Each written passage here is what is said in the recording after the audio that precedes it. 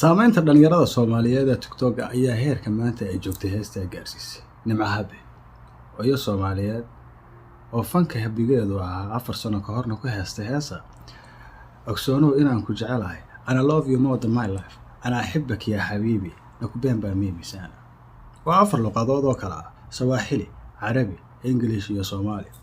Haddaba saamaynta ay dunida ku yeelatay maanta waa mid aan la tilmaami karin ilaa ay iyada u noqoto riyo ay rumaysan weyday oo maanta ay tahay mid manager haysata dunidana ka heesi doonta iyadoo marbadal u gooshi doonta heerkaana waxa gaarsiiyay dhalinyarada Soomaaliyeed. DJ Jamzi ogsoonow inaan ku jecelahay ana love you more than my life ana ahibbak ya habibi nakubenda mimi sana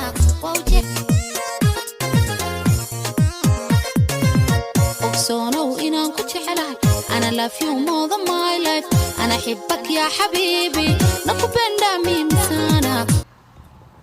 بسم الله السلام عليكم ورحمة الله تعالى وبركاته. لما سومالي وين ميل بدوني كجوكتان الله وين وحنا كود رجيني يا عافماد يا عبادة الصوبني يا عمل خير متكسر مراد لنا باهي مراد كسمت خير ودقو وحنا وصلنا وعافماد تامس يمكن جريو دي جلد وتقول هو يغير كل جريو ده سميري ما نكسي كودا شايستا باهي لا شاو بركة يكون دل سوغاينا دل بدن وبركة سنسي لما هران دل كانيو نبض يبوشا سومالي وانا بدنا الله هو وديسنا انت ميرو جوكتي يعلو بركة ويفرستا intina dib inaga soo beesteen wax way gacmo idin barkooyna subscribe siira fiidiyogan maanta ka hadlay waxa weeyne Nimco Habe wamido Nimco Habe inaad ka ogtiin inaydan ka ogeyn waan idin sheegayo. Nimco Habe waa fanaanad Soomaaliyeed gabar Soomaaliyeed hooyo Soomaaliyeed fankeedana waxa weeye waxay bilowday muddo dhowr sano ka hor waxaana ku bilowday Nairobi dabaato heesta saamaynta yeelatay ee dunida maanta haysata waxay ku heestay 4 sano ka hor. haddaba dalaadan lahayn waa dareen ku joogay Nimco Habe way iskaga timi dhanka iyo Nairobi waxayna soo aaday dalkeedii lama horana waa cawska jiiraalo qof walba dalkaas dareenka uu ku haystay iyo ku dibadda ku haystaa waa kala duwan yihiin. haddaba Nimco Habe Hargeysa way tagtay muddo ayay joogtay Muqdishona sidaas la mid ah way tagtay oo muddo ayay joogtay haatan la tilmaami karo halka ay joogtay waxaan ku hayaa inay joogto Cabudwa. haddaba maadaama ay yihiin dhalinyarada Soomaaliyeed kuwo social media kolka ay noqoto waliba dhankiisa TikTok saamayn ku leh waxay bumbuunis iyo ma garanaysaa tilmaam gaar ah siiyeen heestii Nimco Habe taasuna waxay fududeysay dadka dunida jooga oo idile inay maanta dhawaqeeda dhageystaan. heer waxay gaadhay goobaha xafladeed ay isugu yimaadaan Westernka iyo reer galbeedku ama ay shiiha ahaatee in laga shito laga daarto. dadka caanka ah oo heesta gabadha tilmaansanayana tiriya cadadkooda lagu koobi karo ma aha. gabar model oo la yiraahdo Bella Hadid oo Instagram ku haysta 46 milyan xataa waxa ahayd mid ka heshay heestaas oo aad ula dhacday Instagram keedana soo ogsoonow inaan ku jecelahay ana love you more than my life ana ahibbak ya habibi nakubenda mimi sana. kuma eka Bella Hadid Carabi iyo Cajabi way wada tilmaansatay iska daa in dadku iyadoo muusiga ay dhageystaan xataa dadka qaarkood ajaanibtu waxa ahaayeen kuwa ku dhawaaqayo ku heesaya heesti iyagoo waliba calankii Soomaali lagu yiqiina soo qaadanaya. ogsoonow inaan ku jecelahay ana love you more than my life ana ahibbak ya habibi nakubenda mimi sana wajheedada xashakeeda. ogsoonow inaan ku jecelahay ana love you more than my life ana ahibbak ya habibi nakubenda mimi sana. goobaha caweysiga iyo ciyaaraha sidaas la mid ah waa laga dhigeysanaya.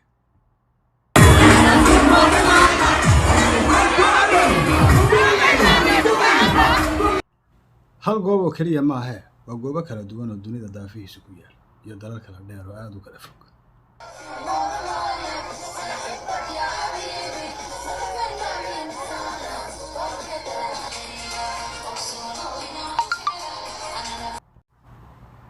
wargeysyada caalamku waa kuwa wada ishaaranaya oo gabadha heesteeda iyo xulashada bulshada qiimeynaya. The Guardian waa lagu soo qaatay CNN iyo BBC-na waa kuwa sugaya waraysigeeda. haddaba waxa weeye arrinka lama horaanka ah oo bulshada Soomaaliyeed fariin ahaan ay ku farxayaan in idin la wadaago. gabadha qisadeedana wax yaraan tilmaamo midoo gabaratan Soomaaliyeed ee fanaanada ah hataa sida aan ognahay oo markhaati ka nahay fanaaninta Soomaaliyeed kulligood yaana qaarkood badan waa kuwa isximiya oo isciila xaasin isku ah. haddaba gabaratan Soomaaliyeed ee fanaanada ah kuwa la ciila ayaa ka mid tahay muddada tan dambe waxa fankeeda loo waayay fariintaas way tahay. waasan kale waa hooyo dhasheeda dhinaca ku haysiyo lama horaanna way tahay in dhashaada aad waqti la qaadato.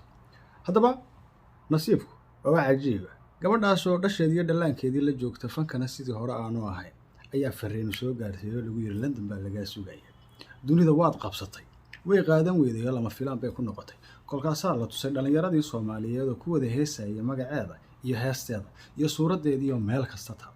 waxaa la tusay Chinese nooc walba ahaadaan iyo Japan iyo American iyo African ba inay yihiin kuwa ku heesaya heesteedii.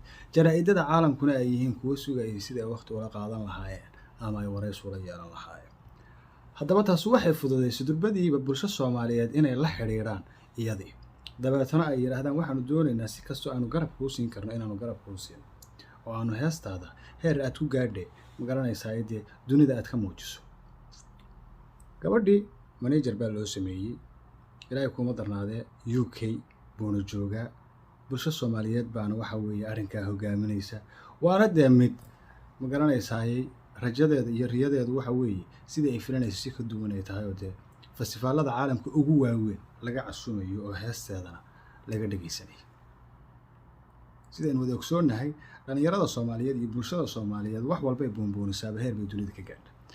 ninka la yiraahdo Barbar heestiisii heerka waxa gaarsiiyey oo dad shisheeye ah inay magaranaysaa xataa soo duubaan oo Faransiis iyo cadaan bale waxa ahaayeen dhalinyaro Soomaaliyeed oo heesta reaction-kii iyo falcelintii ay sameynayeen ay saameyn gaar u yeesho. waxa weeye gabadha Nimco Habi ah waxay ka turjumaysaa qofka si kasta oo loo xaqiro oo xumo loola doono oo loo ciilo oo waxa weeye niyad jab loola doono marna qofku waxa uu la maagan yahay inaysan suurtoobeen qofku waxa Ilaahay u qoray oo qura uu helay. gabadha waxaan hayaa xog ah in la ciilay oo la culaadiyey oo la xaqiray oo la dulmiyey. maantana heerkay maanta joogto dee waxa weeye waad aragtaa waa star way dhaaftay. haddaba kuwii shalay ximinaya xumaanta la doonayay kuma aysan fikirin ay gabar Soomaaliyeed tahay. sidaan ogsoonahay fanka ragga iyo dumarka kolka ay noqoto, ragga laga yaabay xaqiraad iyo xumaan xataa haddii ay la kulmaan inay ka kabtaan, hase ahaatee dumarku dumi badan iyo tacadiyo ku arkaan.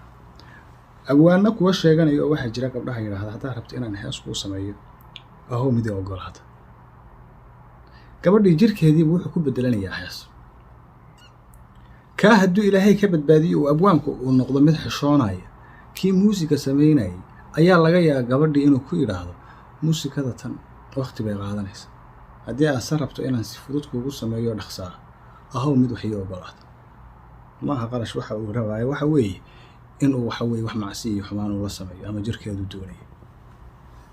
kameramaanada ruuxooda waxaa jira kuwo gabdhaha xujooyinka ku xiro.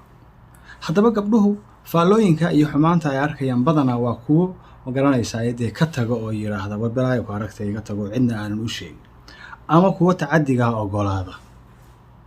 waxay kaga faa'iideystaan waxa ay u sameynayaan. haddaba gabadhan waa hooyo sharaf iyo karaamo leh. xumaantada qaar haddii Ilaahay ka badbaadiyey xaasidnimo la kulantay, xaqiraad bay la kulantay. hase ahaatee dhalinyarada Soomaaliyeed oo ah kuwo mar walba Soomaalinimo isugu hiriyo garab isu siiya ayaa gaashaan u noqday. dunida maanta aynu arkaynana heesteedii caan ka dhigay. ogsoonow inaan ku jecelahay ana love you more than my life ana xibbak ya xabiibi nakupenda mimi sana waa ujeedada caashaqayga. tan waa fariin ka turjumaysa dadka Soomaaliyeed sida ay isu garab siiyaan isu garab taagayeen. tan waa fariin ka turjumaysa dhaqankeena iyo luqadeena. tan waa fariin ka turjumaysa calankeena iyo astaanteena. gabadhaas maanta heerka ay joogto waxa gaarsiiyey bulsho Soomaaliyeed kolka laga yimaado codkooda halaasiga. bumbuuniska rag iyo dumar dhalinyaro Soomaaliyeed baa ay bumbuuninayaan oo tilmaamayaan maanta maxay u soo heeday calankii in lagu shakaalo heestii. dad badan oo deegaankeena halka ay ku naalaan aqoon inay bartaan, dad badan inay dib u soo doonaan oo u dhageystaan heesaha Soomaalida iyo suugaantooda iyo dhaqankooda. haddaba ogow oo marka aad walaasha iyo walaalka wax la doonto adigana wanaag iyo horumar bay ku tahay, marka aad ciil la doontana adigana caqdad iyo colaad bay ku tahay. dhalinyarada Soomaaliyeed ee maanta jira badidood waa kuwa garab isu siiya oo bartay xaaladda iyo colaadda iyo nafsiga iyo qabiilku inaysan ahayn wax faa'iido ah. waana kuwa u badan xumaani marka ay dhacdo inay ka wada dhiidhiyaan, wanaag markuu u yimaadana garab ay isu siiyaan. waa kuwa u badan kooda dhibaataysan inay gaashaanka qabtaan oo garab ay siiyaan. kooda ma garanaysaa ee dibadaabyada wada dulnimada darsha iyo dhallaanka la maagana runta ha u sheegaa. Haddaba kuwa xaqiirinana way jiraan oo xaasida, kuwaas hase ahaatee mar walba waxa ka guulaysta kuwa dadnimada iyo damiir kale ee dunta Soomaaliyeed ku badan tahay. Gabadha Soomaaliyeed guusha ay gaadhay waa midaan wada gaarnay, horumarka ay gaadhayna waa midaan wada gaarnay. Buunbuuniska ku sii wada, mar dhowna waxaad arkaysaan iyadoo Australia iyo Canada iyo Mareykanka iyo India iyo China looga yeerayo oo fanaaniin caalami oo Beyonce ugu horeyso la heesiisa. Taasuna waa guulaysan kaligeed gaarine aanu la wada gaarnay. Waxaan halkan ka bogaadinayaa dhalinyarada Soomaaliyeed ee ma garanaysaa arrinka si dareen iyo dadnimo iyo damiir leh u muujiyay oo kaliya ku taageerayay inay tahay wax Soomaaliyeed, fan Soomaaliyeed iyo fariin Soomaaliyeed. Marka waxa weeye waxaanu sugnaa waa nimco habi oo dunida haysata sida ay maanta u muuqato. barnaamijkan oo kale inta dib ugu kulmayno gacalow warsan iyo war khayr. Assalaamu calaykum wa rahmatullaahi wa barakaatuh.